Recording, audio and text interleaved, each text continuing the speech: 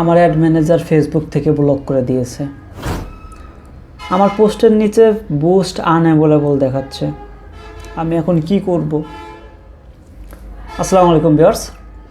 অনেকেরই Facebook boost unavailable দেখাচ্ছে এবং তাদের অ্যাড ম্যানেজার ফেসবুক থেকে রেস্ট্রিক্টেড করে দেওয়া হচ্ছে। তো আজকে এই বিষয়ের বিস্তারিত আপনাদের জানাবো এবং এই অ্যাড ম্যানেজার বা অ্যাড পলিসিগুলো কি ফেসবুক থেকে কোন কোন পলিসিগুলো দেয়া হয়েছে বা কোন কোন রুলসগুলো দেয়া হয়েছে, যে রুলসগুলো না মানলে আসলে আপনার অ্যাড ম্যানেজারটা ফেসবুক থেকে ব্লক করে দেওয়া হয় বা রেস্ট্রিক্ট করে দেওয়া হয়, অথবা আপনার পোস্টের নিচে বুস্ট আনঅ্যাভেলেবল এই লেখাটি আপনি দেখতে পান। তো আর দেরি না করে চলুন শুরু করা যাক এবং আমরা এক নজরে একটু দেখে নেই যে আসলে ফেসবুকের রুলসে কি বলতেছে। আপনি এই রুলসগুলোর বাইরে যদি কাজ করেন বা এই রুলসগুলো যদি আপনি না মানেন, তাহলেই আপনার অ্যাড ম্যানেজারটা রেস্ট্রিক্ট হয়ে যাবে এবং আপনি কোনো বুস্ট করতে পারবেন না। তো চলুন শুরু করা যাক। তো তার আগে বলে নিই, আপনি যদি আমার চ্যানেলে নতুন হয়ে থাকেন তাহলে চ্যানেলটা অবশ্যই সাবস্ক্রাইব করবেন, আর যদি করে থাকেন তাহলে আপনাকে ধন্যবাদ। চলুন শুরু করি। তো ভিউয়ার্স, ফেসবুক প্রথমেই যে বিষয়টা বলেছে সেটা হচ্ছে কমিউনিটি স্ট্যান্ডার্ড। দ্যাট মিন্স ফেসবুকের যে কমিউনিটি স্ট্যান্ডার্ড গাইডলাইন আছে, আপনি যদি ওদের সেই গাইডলাইনগুলো না মানেন বা সেটা ফলো না করেন, তাহলে আপনার অ্যাড ম্যানেজারটা তারা ব্লক করে দিতে পারে। তো কমিউনিটি স্ট্যান্ডার্ড কি, এই বিষয়ে আমার ভিডিও করা আছে, চাইলে আপনারা সেটা দেখে আসতে পারেন। তো এর পরের যে বিষয়টা আছে সেটা হচ্ছে ইলিগ্যাল প্রোডাক্ট অর সার্ভিস।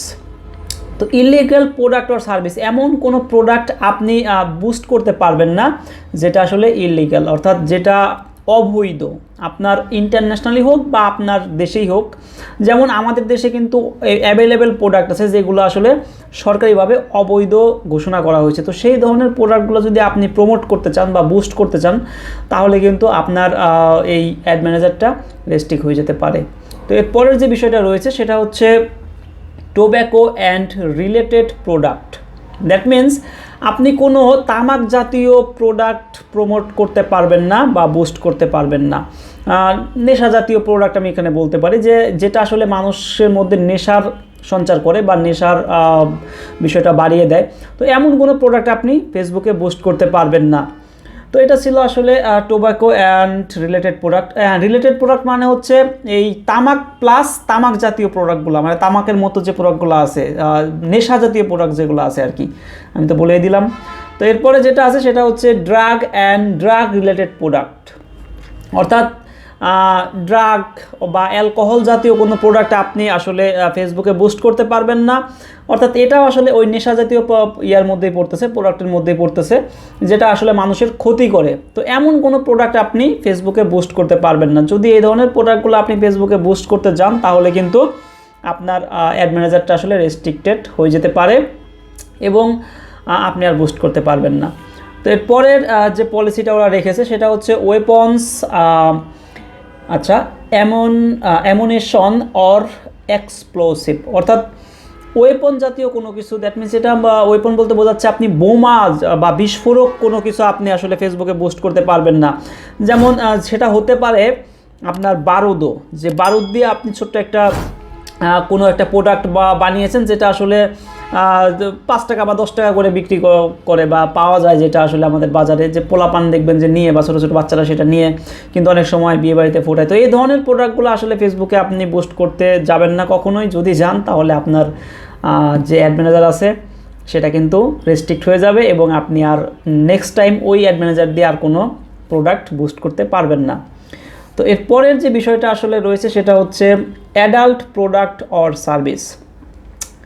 আপনি কোনো অ্যাডাল্ট প্রোডাক্ট আসলে করতে পারবেন না, প্রমোট করতে পারবেন না। দ্যাট মিন্স অ্যাডাল্ট প্রোডাক্ট বলতে কি বোঝায়, 18+ যদি কোনো প্রোডাক্ট থেকে থাকে, যেটা হচ্ছে আসলে এক কথায় যদি বলি যে সেক্সুয়াল প্রোডাক্ট, অর্থাৎ সেক্সুয়াল প্রোডাক্টগুলো আপনি আসলে প্রমোট করতে পারবেন না বা বুস্ট করতে পারবেন না। যদি এটা করতে চান তাহলে কিন্তু আপনার অ্যাড ম্যানেজারটা রেস্ট্রিক্ট হয়ে যেতে পারে। এটা হতে পারে কোনো ট্যাবলেট জাতীয় কিছু, বা হতে পারে আদার্স বা মানে আউটসাইড ইউজেস। সো এই ধরনের প্রোডাক্টগুলো আপনি কখনোই ফেসবুকে বুস্ট করতে যাবেন না। এরপরের যে পলিসিটা ওরা রেখেছে সেটা হচ্ছে অ্যাডাল্ট কন্টেন্ট। একই কথা, আপনি অ্যাডাল্ট কোনো কন্টেন্ট ফেসবুকে লিখে সেটা আপনি বুস্ট করতে পারবেন না। অর্থাৎ ধরুন আপনি 18+ একটা কন্টেন্ট লিখলেন, লিখে এবার মনে হলো যে আমি এটা মানুষের কাছে আসলে পৌঁছাইতে চাই বা এটা আমি মানুষকে দেখাইতে চাই, আমি বুস্ট করে দিই। তো সেক্ষেত্রেও কিন্তু আসলে আপনার অ্যাড ম্যানেজার যেটা আছে সেটা কিন্তু রেস্ট্রিক্টেড হয়ে যাবে এবং আপনি আর নেক্সট টাইম বুস্ট করতে পারবেন না। তো এরপরের যে ব্যাপারটা রয়েছে সেটা হচ্ছে সেন্সেশনাল কন্টেন্ট, অর্থাৎ সেন্সিটিভ কোনো কন্টেন্ট আপনি লিখে বা আপলোড দিয়ে হোক, যেভাবেই হোক আপনি সেগুলো বুস্ট করতে পারবেন না। তো সেন্সিটিভ কন্টেন্ট বলতে আসলে কী বোঝায়? সেন্সিটিভ কন্টেন্ট বলতে বোঝায় রিলিজিয়াস কন্টেন্ট বা আপনার পলিটিক্যাল কন্টেন্ট। রিলিজিয়াস মানে ধর্মীয় কোনো কিছু, যদি আপনি এমন একটা বিষয়বস্তু সেখানে লিখেছেন যেটা আসলে মানুষের অনুভূতিতে আঘাত দেয় বা একটা সম্প্রদায়কে আঘাত দেয়, বা এখানে আপনার কোনো একটা বর্ণের মানুষকে তার যে অনুভূতি তাতে আসলে সে কষ্ট পায়, সো এমন কোনো কন্টেন্ট আপনি লিখে সেগুলো বুস্ট করতে পারবেন না, বা হোক সেটা ভিডিও হলেও আপনি এমন কোনো কিছু আসলে ফেসবুকে আপলোড দিয়ে সেটা আপনি বুস্ট করতে পারবেন না। যদি এই ধরনের কোনো কিছু করেন তাহলে কিন্তু আপনার যে অ্যাড ম্যানেজারটা রয়েছে সেটা রেস্ট্রিক্ট হয়ে যাবে এবং নেক্সট টাইম আপনি আর বুস্ট করতে পারবেন না। ওকে, তো আমি নেক্সটে চলে যাই। এটা হচ্ছে মিস ইনফরমেশন। আপনি এমন একটা কন্টেন্ট আপলোড করেছেন বা এমন একটা ভিডিও আপলোড করেছেন বা এমন কোনো কিছু সেখানে দিয়েছেন যেটা হচ্ছে মিস ইনফরমেশন ছিল, সেখানে ইনফরমেশনটা সঠিক ছিল না।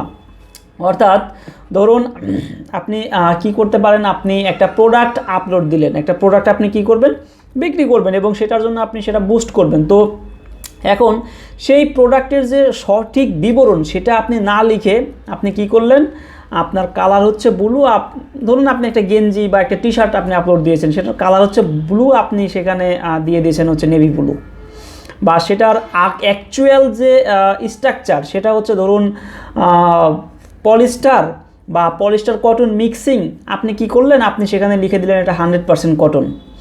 আচ্ছা, সেই প্রোডাক্টটা হচ্ছে এক্সপোর্ট কোয়ালিটির না, আসলে সেটা রিজেক্টেড প্রোডাক্ট, আপনি সেখানে লিখে দিলেন এটা এক্সপোর্ট কোয়ালিটির প্রোডাক্ট। তো এই যে মিস ইনফরমেশনগুলো যদি আপনারা দেন এবং এখানে যদি কেউ রিপোর্ট করে, অর্থাৎ আপনার প্রোডাক্টটা কেনার পরে যদি সে দেখে যে আসলে আপনি যেগুলো বলেছেন সেগুলো সত্যি না এবং আপনি সেটার যে অ্যাকচুয়াল প্রাইস সেই প্রাইস থেকেও আপনি অনেক বেশি মূল্যে সেটা বিক্রি করছেন, তো সেটাও কিন্তু একটা মিস ইনফরমেশন হতে পারে।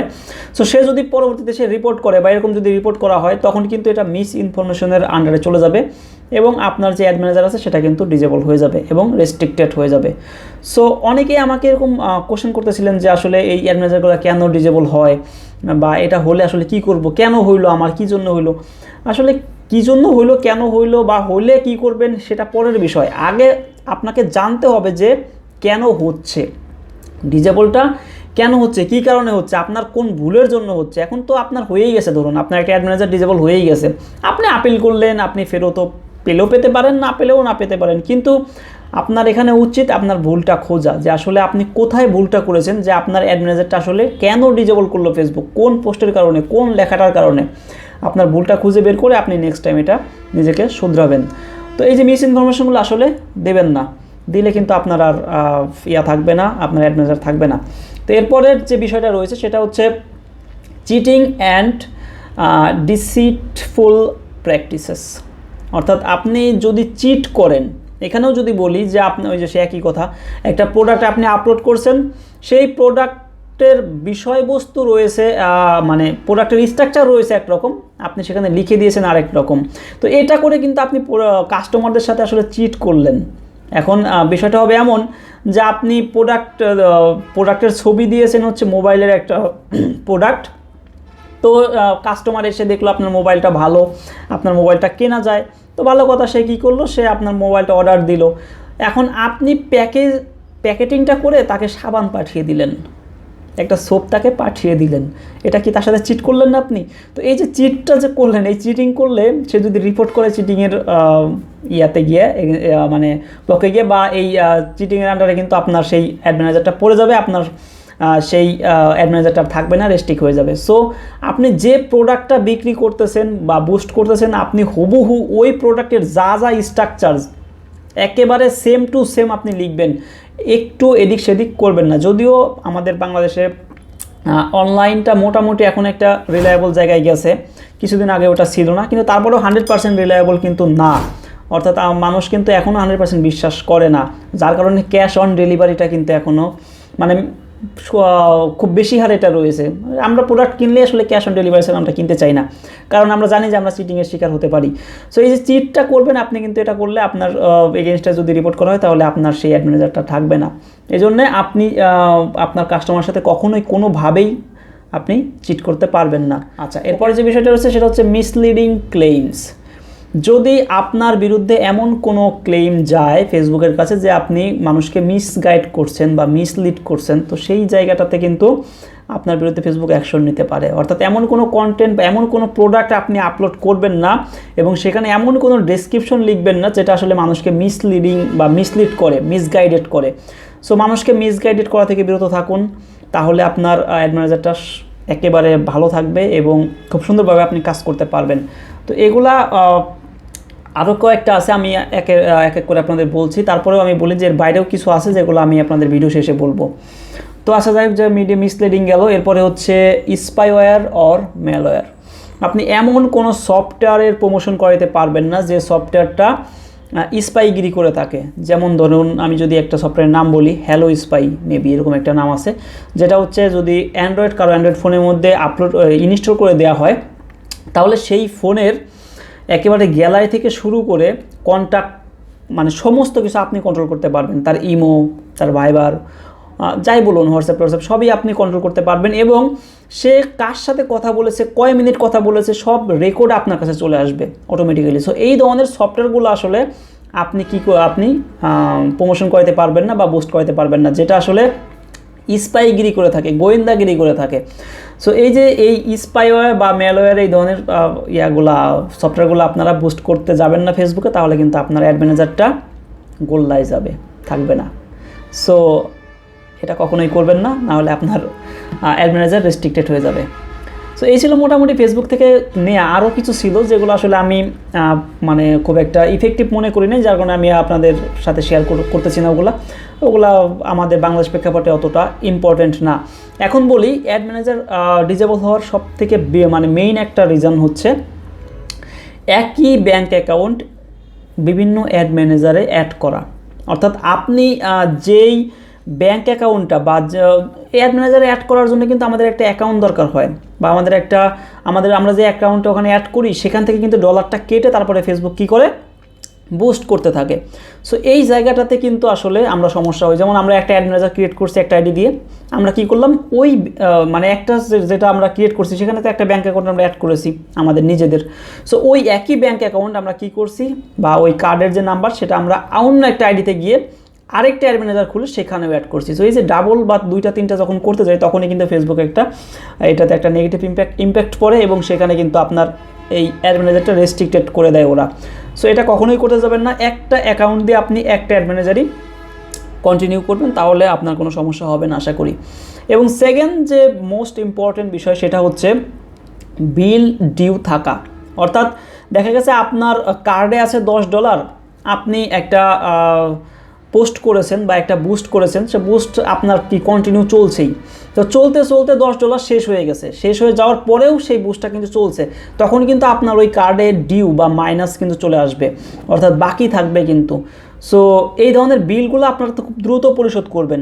আর সবথেকে ভালো হয় সেটা হচ্ছে যে আপনি ডলার শেষ হয়ে যাওয়ার আগেই আপনি আপনার কার্ডে ডলার ইনপুট দেবেন, অর্থাৎ ডলার ঢোকাবেন, তাহলে সব থেকে বেটার হয়, যেন আপনার কার্ড থেকে ডলার শেষ হয়ে গিয়ে আপনার ডিউ মানে বাকি পড়ে না যায়। তাহলে কিন্তু আসলে যদি বাকি পড়ে যায় এবং ফেসবুকের চোখে যদি এটা পড়ে বা ফেসবুক একটু খারাপভাবে এটা নেয়, যার কারণে অনেক সময় আমাদের এই অ্যাড ম্যানেজারটা ওরা কী করে রেস্ট্রিক্টেড করে দেয়। আরেকটা ইম্পর্টেন্ট থিংস আছে বা টপিক আছে, সেটা হচ্ছে আমরা যখন একটা কন্টেন্ট বা একটা পোস্ট বুস্ট করি, একটা প্রোডাক্ট বুস্ট করি, তখন দেখা যাচ্ছে বুস্ট করার পরে আমরা $5 একটা বুস্ট করলাম। তো $5 বুস্ট করার পরে আমার বুস্টটা চলতেছে, এমন সময় চলতে চলতে আমার কোনো সেল আসতেছে না সেখান থেকে, বা আমি আসলে মানুষের কাছে বিক্রি করতে পারতেছি না। তখন মনে হয় যে এটা আর রাখবো না, এটা আমি অফ করে দিই বা স্টপ করে দিই। এই কাজটা কিন্তু করবেন না। অর্থাৎ আপনার একটা পোস্ট বা একটা প্রোডাক্ট বুস্ট চলতেছে, সেটা আপনি হুট করেই স্টপ করে দিবেন না। সেটা আপনি চাইলে, আপনি যদি চান যে আমি একটু কমাই দিব, আপনি চাইলে ডলার কমাই দিতে পারেন বা সময়টা কমাই দিতে পারেন, বা সময়টা বাড়াই দিয়ে আপনি খুব দ্রুত সময়টা কমাই দিয়ে আপনি খুব দ্রুত এটা শেষ করে দিতে পারেন, কিন্তু একেবারে চলতেছে এমন সময় আপনি স্টপ করে দিলেন। সো এই জিনিসটা আসলে করলে এটা কিন্তু ফেসবুক একটু নেগেটিভভাবে নেয়। তো এই ক্ষেত্রেও কিন্তু আসলে আপনার অ্যাড ম্যানেজারটা রেস্ট্রিক্টেড হয়ে যেতে পারে বা আপনার অ্যাড ম্যানেজারটা ডিজেবল হয়ে যেতে পারে। এখন সর্বশেষ আসছি যে আপনার যদি অ্যাড ম্যানেজার ডিজেবল হয়ে যায় তাহলে আপনি কী করবেন। তো অ্যাড ম্যানেজার যদি আপনার ডিজেবল হয়ে যায় এবং আপনার যদি বুস্ট আনঅ্যাভেলেবল এরকম লেখা আছে, তো আপনি আপিল করবেন। তো কীভাবে আপিল করবেন এই বিষয়ে আমার বিস্তারিত ভিডিও আছে, আপনি চাইলে সেই ভিডিওটা দেখে আসতে পারেন। আমি ডিসক্রিপশন বক্সে এগুলোর লিঙ্ক দিয়ে দিব। তো ডিসক্রিপশন বক্সে আপনি পেয়ে যাবেন, অথবা আমার চ্যানেলে একটু ঢুকলেই, একটু ঘাটাঘাটি করলেই বা একটু চ্যানেলের একটু নিচের দিকে গেলেই আপনি এটা পেয়ে যাবেন, এই ভিডিওটা পেয়ে যাবেন, এবং সেটা দেখে আপনি খুব সুন্দরভাবে আপনি আপিল করতে পারবেন এবং আশা করি আপনি আপনার অ্যাড ম্যানেজারটা ব্যাক পাবেন। তো ভিউয়ার্স, এই ছিল আজকের মতো ভিডিও। যদি বুঝতে কোথাও সমস্যা হয় বা এই বিষয়ে আর কোনো কোশ্চেন থেকে থাকে অবশ্যই কমেন্ট বক্সে কমেন্ট করে জানান এবং ভিডিওতে একটা লাইক দিবেন, শেয়ার করবেন, সাবস্ক্রাইব করে আমার সাথে থাকবেন। ধন্যবাদ।